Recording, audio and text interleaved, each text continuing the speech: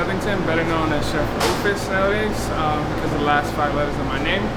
I am a 2022 James Beard finalist for Emerging Chef and currently the chef de cuisine at Zach the Baker in Miami, Florida, which is my hometown, and we are also currently James Beard finalists for Best Bakery here in Miami. So today I'm going to be cooking for you my interpretation on Jamaican escovitch fish with some fonio, which is an ancient grain that is now being cultivated out of Senegal.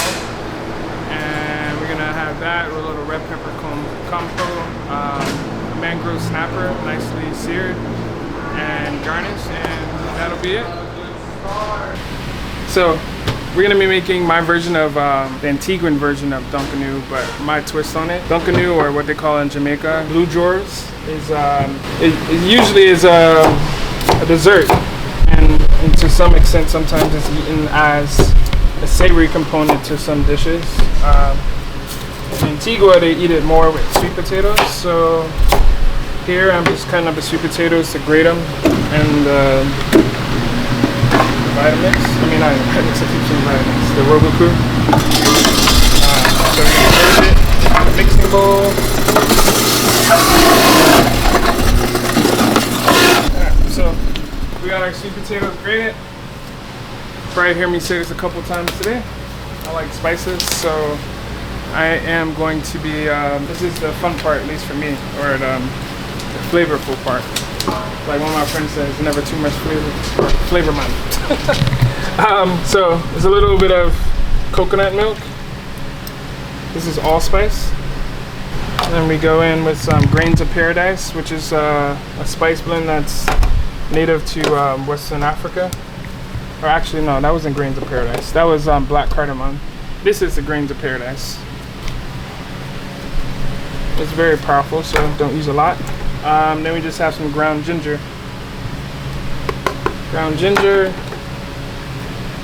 And I did not bring the brown sugar back here. And then this is just some cassava flour. Cassava flour is, cassava in general is like a moisture absorber, especially once you juice it and get the pulp. So that's just gonna help all this come together better. And once we cook it and wrap it in a banana leaf.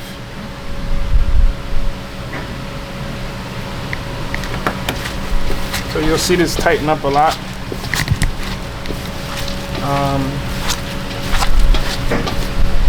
So now we're gonna take this and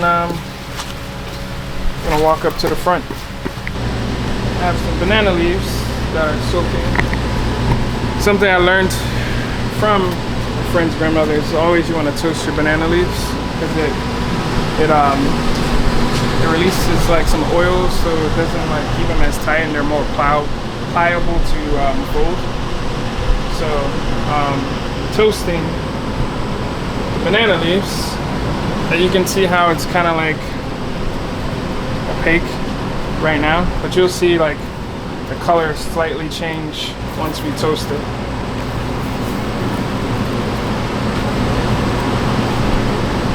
And it gives off a certain aroma too, like that sweetness that you would find in a plantain or a banana. So like, you can see like how the oils start to act, and then just toasting your banana. And then this is how we fold our Dunkanu or blue drawers. And here with a little salt. So as you see, we got brown sugar. So it's not a lot. It's just to help add a little bit more sweetness and bring out the sweetness in the sweet potatoes. And then we have some dried currants. From there, we just, like again, just fold it in, mix it really well.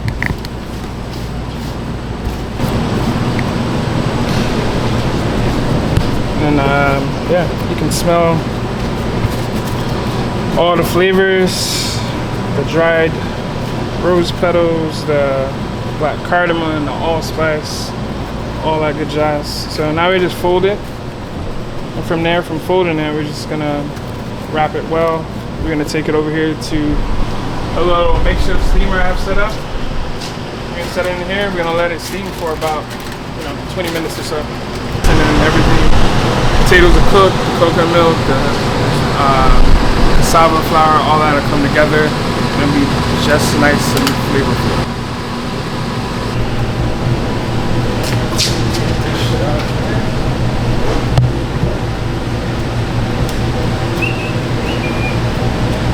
All right.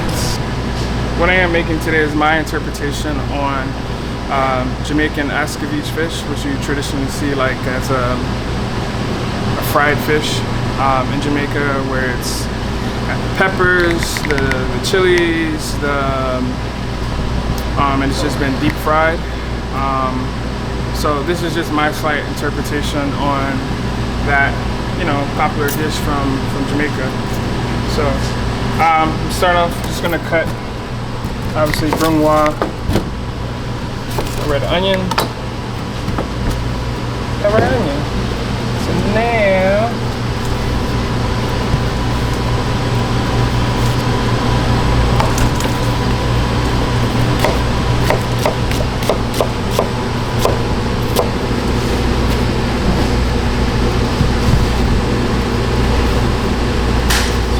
we're gonna caramelize this red onion. This is the way I do it is a trick that I learned a long time ago as a prep cook. So we brunoise it, which is to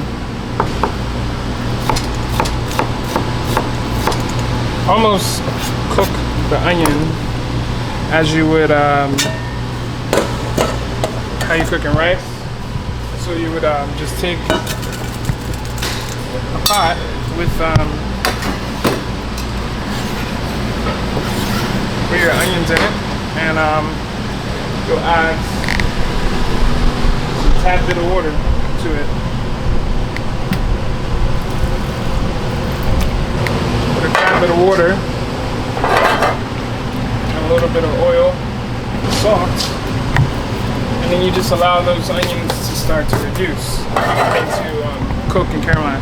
So by the time all the water is evaporated, you're left with the oil and the natural sugars that come from out of a red onion, or just out of an onion in general. So that, by the time all that is, the sugars is released, you have the oil and the fat and the onions and the sugar, and it just begins to caramelize. And it's just a quicker process to caramelizing onions, because I used to have to,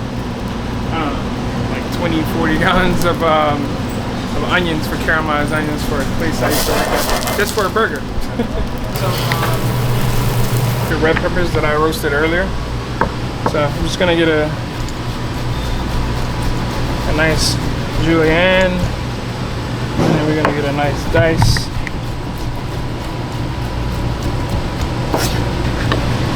And then it's here. Obviously these aren't caramelized well, but you go into red peppers. Once you add the red peppers,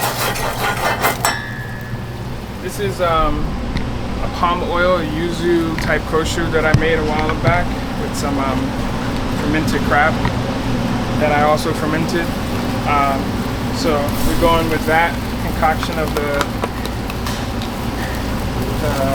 palm oil and the yuzu kosher with the crab meat in it. From there, this is my little twist on mojo, which is a traditional thing you see in Cuban cuisine, and they eat it a lot with yuca. So in my little version, I do like 50% ginger, 25%, turn that down a little bit, 25% garlic, 25% shallots, and then we just slow cook it in oil, add a little turmeric, and then we finish it once it's all cooked down with a little bit of turmeric. So that's why it gets a yellow tint, and that's why you have some marjoram leaves in there also. So that goes in. All this is going to come together. And we have a little smoky paprika. Just a little oil. One of the last things I add, second to last thing, this is That is amchur. Amchur is, which is seen a lot in Indian cuisine. Again, love spices. I think that's definitely one thing that always sets me apart is my love for spices and use of very unique variety of spices. But amchur is a spice, so to speak, that is seen a lot in Indian cuisine, East India, which is basically dried and pulverized green mango. So just put that down, all that's coming together. One of the last things you'll see me add is this. This is a Scotch bonnet and pineapple vinegar that I made a while back, and this is where you're gonna get your bite from, your spice. So you add that in there. I'm gonna reduce the heat down even more. I'm just gonna let it simmer for a little while, and that's just gonna be our spice. Our sauce, red snapper and escabeche fish. Of course, you can't forget salt. Salt, always salt. Salt bait.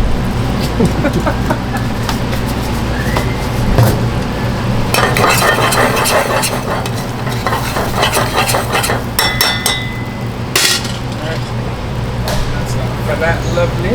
This, once this is all cleaned, and then I'm gonna julienne it, and I'm gonna throw it into the pot with compote. So it gives it, the peppers, the fresh peppers, gonna give it a little freshness to it.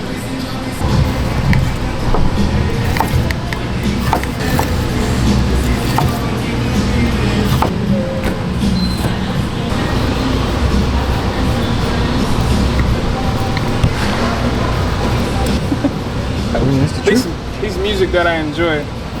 Yeah, sometimes you're in a restaurant and it just be like some elevator music and you're just like, what the hell? A little added pop of color at the end for the sauce. There's gonna be a little bit of freshness added to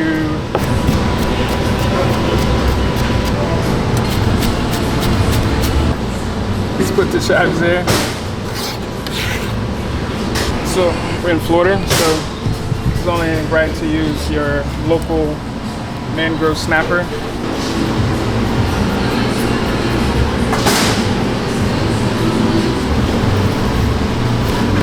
Just gonna get wiped down so it ain't too slippery.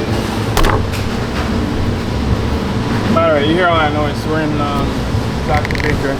And if you didn't know, James Beard finalist for Best Bakery of 2023. Excited to say that I'm the chef of cuisine here. Alright, so here we go. We're breaking down our snapper.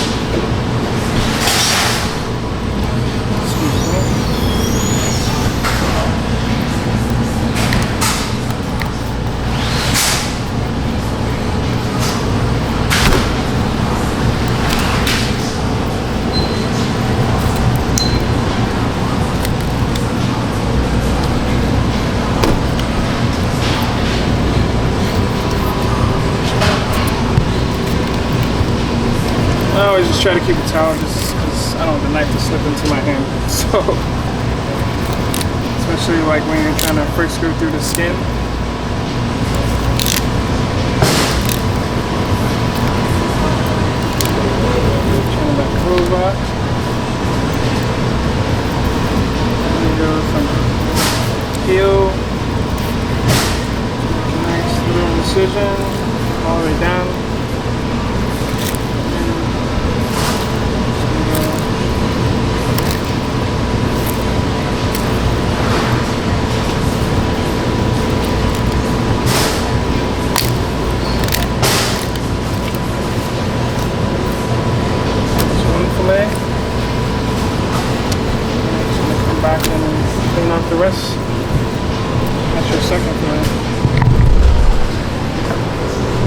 Pretty nicely clean, huh?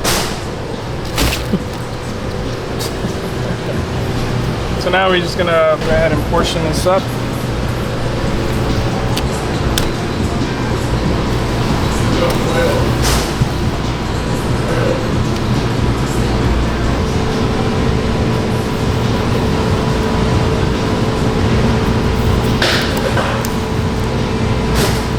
Usually, any scraps like this, when I'm portioning the fish down, we'll use for either for another dish, for a fish mousse or ceviche, anything of that nature. Obviously, I have a bakery full of hungry people, so all this fish will be getting used. Trim that up.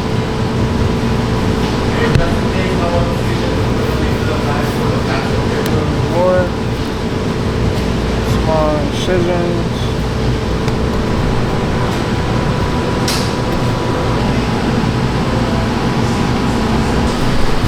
Alright, so while we're not going to deep fry the fish, we are going to slightly bread it with, this is a mixture of cornmeal, rice flour, some paprika, some garlic powder, onion powder, and some ginger powder, just to slightly bread the fish on the top. So, one thing that's always important to me is not having a lot of oil in here, especially when you call yourself pan roasting your fish. Because like I tell my cooks all the time, you're not deep frying the fish, so you don't need a lot of oil. The fat is there just to act as a separator of the heat in the pan and allow it not to stick. So, just gonna do skin side down. Turn that down because I don't want to get too hot.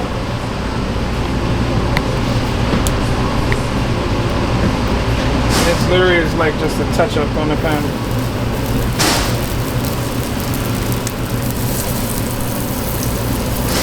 I'm gonna pop it in the oven for 30 seconds. This one, right?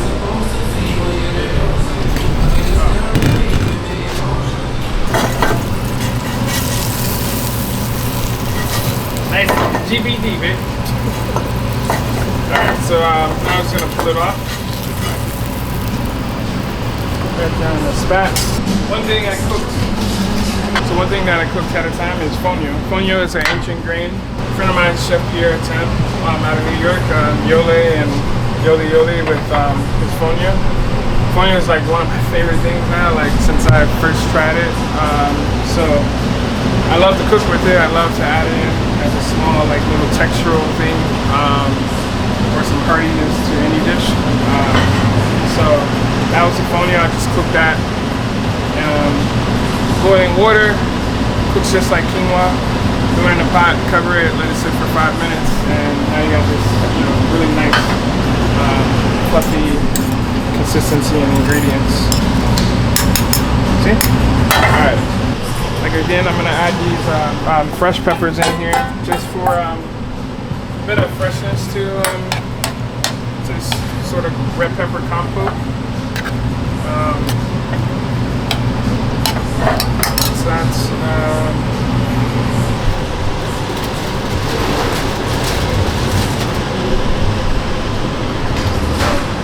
I didn't have a shallow enough pan, so obviously I'm just going to pull it out here.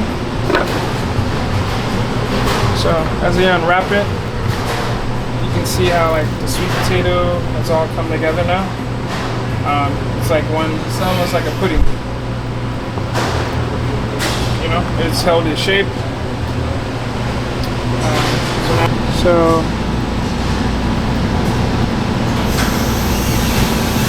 literally gonna cut this down, trim it up a little.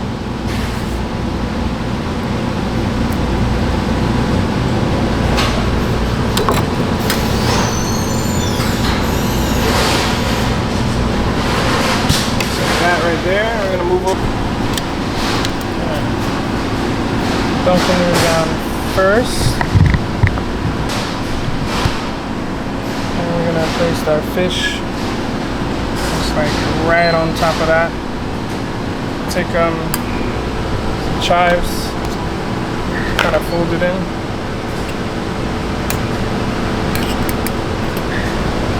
And I'm just gonna make a slight little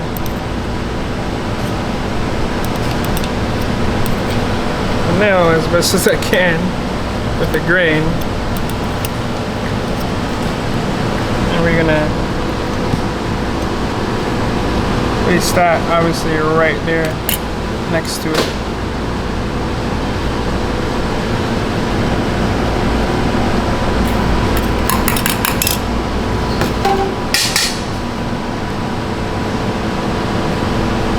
And now the best part of everything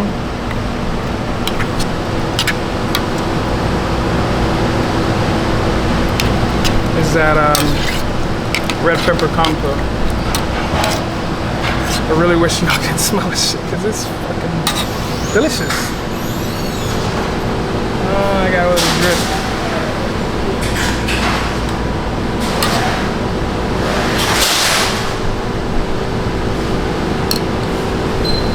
Just get a little bit of that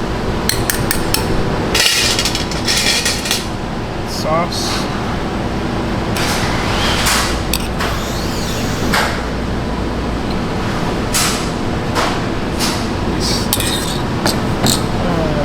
Oh.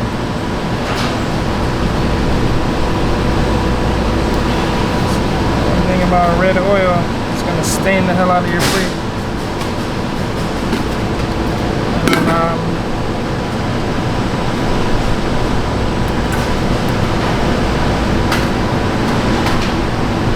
a little cilantro for garnish, and some fried shallots just for